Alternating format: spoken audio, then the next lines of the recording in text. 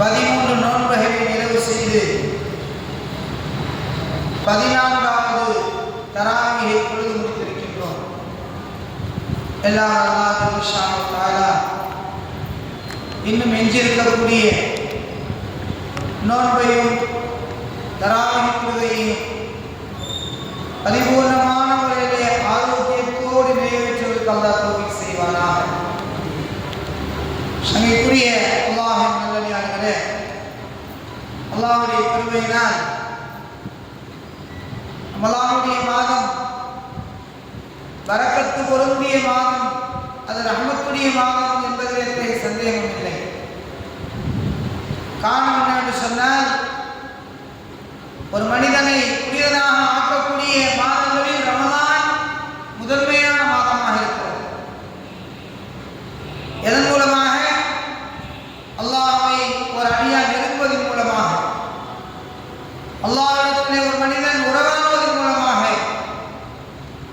அல்லாஹ்வோடு ஒரு அடியான் கலந்து விடுவதன் காரணமாக அடியானை இந்த மாதம் பரிசுத்தப்படுத்துகிறது. எதை கொண்டு என்று சொன்னால், நோன்பை கொண்டு, அவன் தொழக்கூடிய தொழுகையை கொண்டு. அதுவும் எப்படிப்பட்ட தொழுகை? உள்ளச்சத்துடன் இருக்கக்கூடிய தொழுகை. அப்படிப்பட்ட தொழுகையாளர்கள் வெற்றியாளர்கள் என்று மனோர்மையோடு தொழக்கூடியவர்கள் வெற்றியாளர்கள் என்று குர்ஆன் நமக்கு பறைசாற்றுகிறது. இன்றைய தினம் ஓதப்பட்ட சூரத்துல் மூமினூன் என்ற அத்தியாயத்தில் அல்லாஹ் அழகாக என்று சொல்லி காட்டுகிறான். கத் அஃப்லஹல் மூமினூன், நிச்சயமாக முஃமின்கள் வெற்றியடைந்து விட்டார்கள். அவர்கள் எப்படிப்பட்ட முஃமின்கள் என்று சொன்னால், அல்லதீனஹும் ஃபீ ஸலாத்திஹிம் ஹாஷிஊன், அவர்கள் அல்லாஹ்வை உள்ளச்சத்தோடு தொழுவார்கள். இன்னும் வல்லதீனம் அனில் லஹ்வி முரிதூன், அவர்கள் வீணான காரியங்களிலிருந்து விலகி இருப்பார்கள் என்று அல்லாஹ் இந்த வசனத்தின் மூலமாக தெளிவுபடுத்துகிறார். இன்றைய தினம் ஓதப்பட்ட தராவியிலே சூரா மூமின், சூரத்துல் மூமினூன் என்ற அத்தியாயத்திலே அல்லாஹ் ஒரு அடியானுடைய தொழுகை குறித்து தான் பேசுகிறார். எப்படிப்பட்ட தொழுகை? அருமையானவர்களே, ஒரு அடியானை அல்லாஹ்விடத்திலே நெருங்க வைக்கக்கூடிய ஒரு அமல் இருக்கிறது என்று சொன்னால் அது தொழுகை தான். ஆனால் அந்த தொழுகையிலே ஷைத்தானுடைய உசராட்டங்களை இல்லாமல் பாதுகாப்பு உள்ளச்சத்தோடு தொழ வேண்டும். ஏனென்றால் அவன் ஒரு பெரும் சவாலாக இருக்கக்கூடியவன். உள்ளத்திலே ஒரு விதமான கவலைகளை ஏற்படுத்தி விடுவான். காரணம் என்னவென்று சொன்னால், தக்பீர் கட்டிவிட்டால் உலகத்துடைய சிந்தனைகள் ஒரு அடியானுக்கு இயல்பாகவே ஏற்பட்டுவிடும்.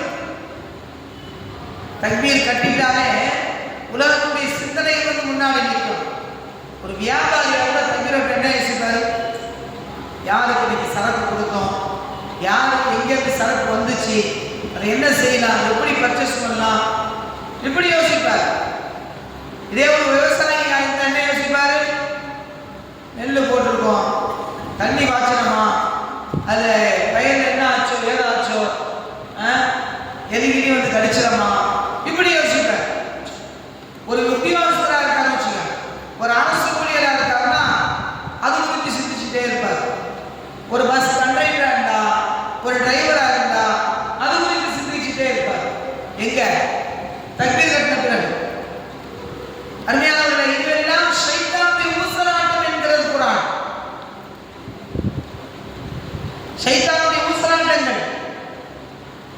ஒரு அடியான் அல்லாஹ் பெருமானார் ஸல்லல்லாஹு அலைஹி வஸல்லம் சொல்வார்கள், என்னை எப்படி தொழக் கண்டீர்களோ அப்படி தொழுங்கள். ஸல்லல்லாஹு அலைஹி வஸல்லம் தக்பீர் கட்டினாங்கன்னா எந்த சிந்தனையும் இருக்காது. தக்பீருடைய அங்கீகாரம் என்ன தெரியுமா? அல்லாஹ் அக்பர் அப்படின்னு நம்ம தக்பீர் கட்டுறது தான் நமக்கு தெரியும். தக்பீருடைய தாத்பீர் என்ன தெரியுமா? உலகத்தில் உள்ள எல்லா வஸ்துக்களையும் நான் பின்னாடி போட்டுட்டேன். இப்படி உலகத்துடைய அனைத்தையும் நான் பின்னாடி போட்டுட்டேன், என் ரப்புக்கு முன்னாடி நான் போய் நிற்க போறேன்னு சொல்லி கற்ற தக்பீர் தான் அல்லாஹ் அக்பர் என்று காது வரை உயர்த்துவது. காது வரை உயர்த்துவதுடைய தாத்பீர் என்ன? உலகத்துடைய எல்லா காரியத்தையும் நான் பின்னாடி தள்ளிட்டேன், என் ரப்புக்கு முன்னாடி நான் நிற்கிறேன்னு சொல்லி கையை கட்டிக்கொள்வது. உண்மையான அல்லாஹ் நல்லடியார்களே, தொழுகையில பெருமானார் ஸல்லல்லாஹு அலைஹி வஸல்லம் தொழுகையிலே இருந்தாங்க. திடீர்னு அவங்களுக்கு என்ன நினைச்சாங்கன்னு தெரியல, தொழுத முடிச்ச உடனே நேரா எழுச்சி வீட்டுக்கு போனாங்க. வீட்டுக்கு போன வேகத்திலே திரும்பி சொல்லாச்சுன்னா என்ன செஞ்சாங்க, வந்துட்டாங்க. அந்த நேரம் அசருடைய நேரம், அசர் தொழுகையுடைய நேரம். சொல்ல வேகமா போனாங்க, திரும்பி போன மாத்திரத்தில் திரும்பி வந்துட்டாங்க.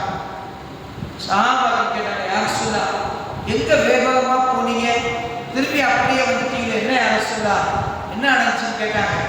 ரசூலுல்லாஹ் சொன்னாங்க, தோழர்களே வீட்டில் கொஞ்சோண்டு சதக்காவுடைய பொருள் தங்க கட்டி கொஞ்சம் இருந்துச்சு, தங்க கட்டி அதை நான் என்ன செஞ்சேன், எடுத்து கொண்டு போய் யாருக்கு சேர்க்கணுமோ சேர்க்க சொல்லி நான் வந்துட்டேன்.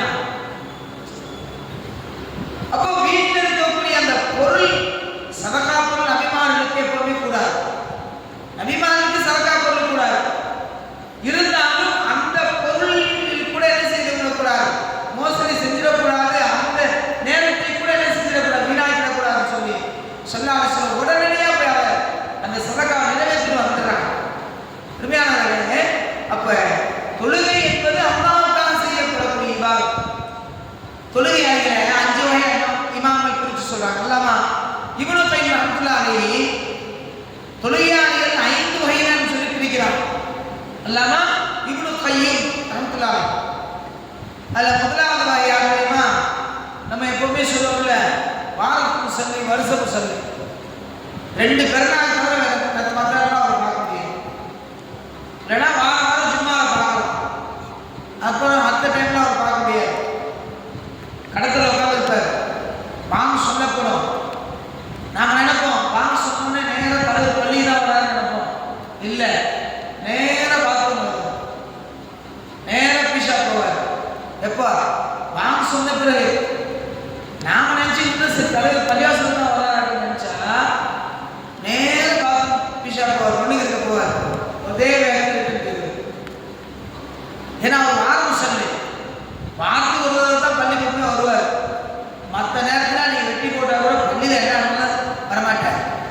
இப்படிப்பட்ட தொழுகையாளிகளை குறித்து ரசூலுல்லாஹி ஸல்லல்லாஹு அலைஹி வஸல்லம் சொல்றாங்க, இவர்கள் வாரத்தினுடைய முஸல்லிகள், இவர்கள் என்ன செய்வார்கள், அல்லாஹ்விடத்திலே கடுமையான தண்டனை உடையவர்கள். ஏன், ஒரு அடியானுக்கு அல்லாஹ் ஜல்லஷானு தஆலா தொழுகை தான் அடுத்த கேள்வி கபரில். கபர்ல அடுத்த கேள்வி தொழுகலாம். மன்றப்புக்கு ஒரு அப்பு யார், உன் மார்க்கு என்ன, உன்னுடைய நபி யார், 3 கேள்விக்கு பிறகு அடுத்த கேள்வி, உனக்கு நான் ஆரோக்கியத்தை கொடுத்தேனே, 7 வயசுல தொழுமாறு உன்னை ஏவினேனே, தொழுதியா அப்படின்னு சொல்லி அடுத்த கேள்வி தொழுகை இருக்கிறார்.